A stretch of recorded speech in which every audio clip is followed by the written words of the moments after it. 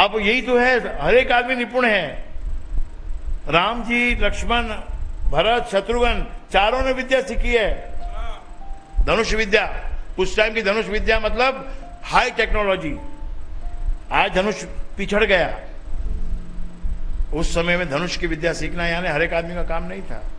वो तो बड़े बड़े राजा महाराजाओं के पुत्रों को सिखाई जाती थी।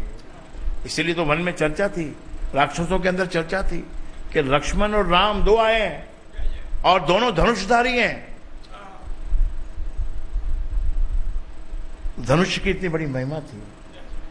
तो वो भी तो गुरु का चेला ही था, भरत भी तो, और राम जी का प्रिय था। राम जी को याद किया कि अब तो भूल हो गई, क्या करें, अब इसको पहुंचाना है जल्दी तुम्हारे पास, तो मैं अपने ही तीर पे बिठा के इसको ऐसी गति प्रदान करता हूं कि ये सीधा आपके पास पहुंच जाएगा। क्या क्या सिचुएशन आती भगवान के लाइफ में। तुम भगवान हो, तुम भगवान के अंश हो, तुमको भी जलवा तो देखना मिलेगा, हर तरह का जलवा देखने मिलेगा, हर तरह की खुशी देखने मिलेगी, हर तरह का दुख भी देखना मिलेगा। भाई शमशान में भी जाके चिता भी जलानी पड़ेगी, कभी बाप को जलाना पड़ेगा, कभी माँ को जलाना पड़ेगा, कभी किसी और रिश्तेदार को जलाना पड़ेगा, ये भी करना पड़ता है। और रसोई में चूल्हा भी जलाना पड़ता है। अग्नि चूल्हे में भी जलती है, अग्नि वहां चिता में भी जलती है। तो कोई गुमान नहीं करना किसी बात का, साधना करना, साधना, गुरु के ज्ञान से जुड़े रहना, गुरु के वचनों से जुड़े रहना और सहज भाव से। बोले राम नाम से क्या होएगा? अरे कुछ नहीं होएगा राम नाम से, बस ये सहज भाव से जुड़ना ही है, यही तेरे काम आएगा। बाकी विद्याएं तुमको सीखनी पड़ेगी, आचार्यों के पास से तुमको विद्या सीखनी पड़ेगी, आलस का त्याग करना पड़ेगा, तप करना पड़ेगा, जप करना पड़ेगा, तब जाके कुछ कहीं से आपको कोई बोलेगा भाई आप बड़े अच्छा गाते हो, आपने बड़ा अच्छा भजन सुनाया, आपने निहाल कर दिया। कैसे होगी ये चीज प्राप्त? ये मेहनत करनी पड़ती है, लगन लगानी पड़ती है, तराशना पड़ता है। कितने लोग आते हैं, वो गाना गाने का करीब करीब सबको आता है, और कुछ लोग तो सीखे हुए भी होते हैं, पर वो जो सीखे हुए होते हैं उनको जब यहां बुलाया जाता है, कॉन्टेस्ट के अंदर जब बुलाया जाता है, तब वहां फेलियर भी मिलता है। आता है अच्छा भला गाना, लेकिन उसके अंदर वो बात नहीं है, वो गुण नहीं है उसके अंदर जो उसको उस प्लेटफॉर्म पे खड़ा रहने लायक बनाए। गाना तो आपको सबको ही आता है, लेकिन उतना गुण तो होना चाहिए उसके अंदर के वो बात बने। वो गुण कहां से प्राप्त होगा? वो मेहनत से प्राप्त होगा। बिना मेहनत के कोई काम होएगा नहीं, याद रखना ये मेरी बात। मेहनत से कृपा भी उतरती है। मेहनत करो तो कृपा बरसती है, सेवा करो तो कृपा बरसती है। सेवा का मतलब होता है कि this is my Guru, this is my इष्ट, और मैं इसकी सेवा में उतरा हूं, अब मुझको क्या देखना है? सेवा में सिर दीजिए, सिर देना पड़ेगा भाई, केवल हाथ पांव से काम नहीं चलेगा, सिर देना पड़ेगा। और जो सिर देने को तैयार है उसका सिर कभी कटेगा नहीं। जय जय। सेवा में सिर दीजिए, तन की ममता खोए, दीप शिखा को काटिए, तभी चांदना हो, तभी होगा चांदना भाई। आप इस बात पे लड़ोगे कि कुकर में बनाए कि उसमें चूल्हे में बनाए, और उसके ऊपर अगर डिवोर्स की बात है तो आप शादी क्यों करते हो? Why get married? Boy, best solution is not to get married. शादी नहीं करना, अपनी मन मर्जी से जियो, घूमो फिरो, दौड़ो भागो, जाओ पूरे संसार में पैसा कमा के घूमो। क्यों पति का हाथ पकड़ती?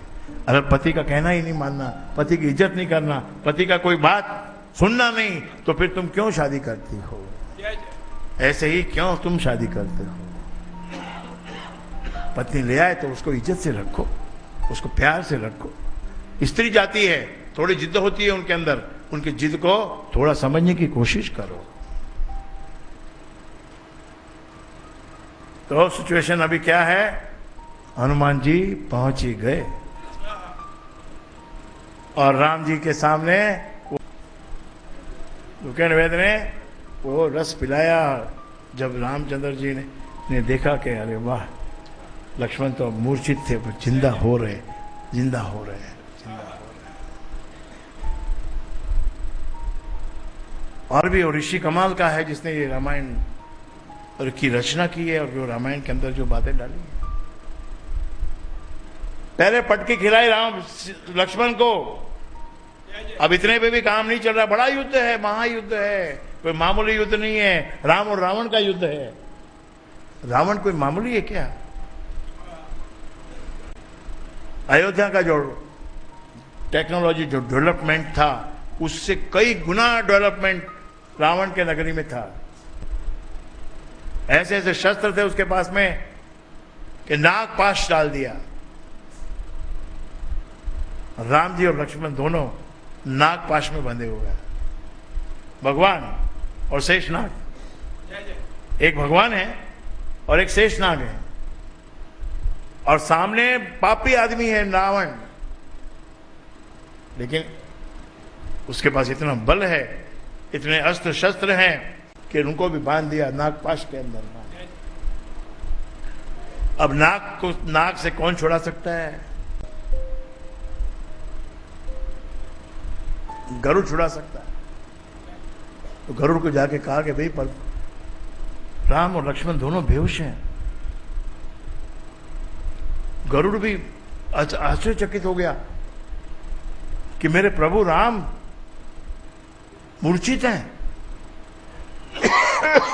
और मुझे बुलाया है छुड़ाने के लिए। इससे क्या साबित होता है? हर तरह का सामान आपके पास होना चाहिए। किस वक्त क्या बात, कौन सी जरूरत पड़ जाए, ऐसा व्यवहार, ऐसा फोन नंबर, ऐसा कनेक्शन तुम्हारा होना चाहिए। इसीलिए जीवन में एक चार्टर्ड अकाउंटेंट आज के युग में, आपके बिजनेस का एक चार्टर्ड अकाउंटेंट, एक आपका लॉ का सलाहकार, एक आपका डॉक्टर, और इस सब के ऊपर एक गुरु होना चाहिए।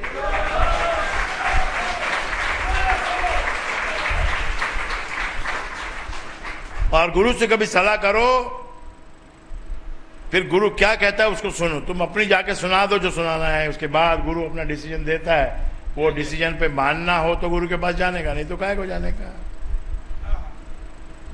कई लोग बड़े बेवकूफी से आते हैं कि मैं आपको बोलता हूं, आप बोल दो,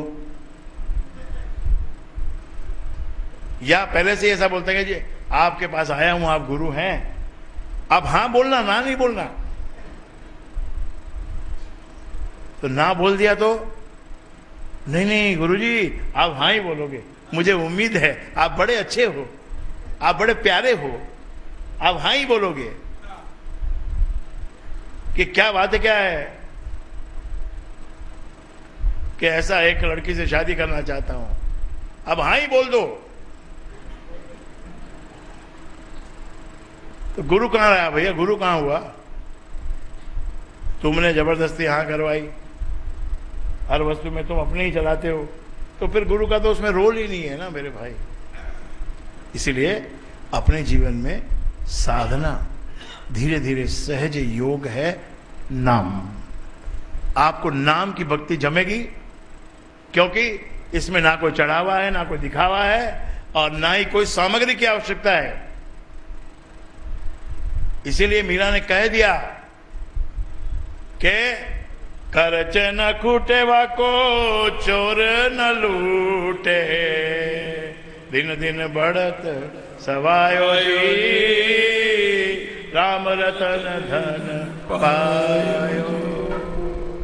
अरे अच्छे अच्छे विचार करके सोया करो, सत्संग की बातों को याद करके सोया करो। अपनी अमृतवाणी पुस्तक है, भक्ति प्रकाश का ग्रंथ है, उसमें से कुछ पढ़ के सोया करो। अच्छे सुंदर सपने देखें, दिखाई पड़ेंगे। ये इधर उधर के बेकार के तुम जो दृश्य देखते हो, इंटरनेट में देखते हो, इधर देखते हो, उधर देखते हो, फिर वो तुम्हारे दिमाग के ऊपर छा जाते हैं, फिर तुम्हारे सपने भी वैसे बन जाते हैं। एक बार अपने आप को राम के हवाले करके सो जाओ, फिर देखो क्या झूला भी ले जाता है, क्या क्या मस्ती देता है।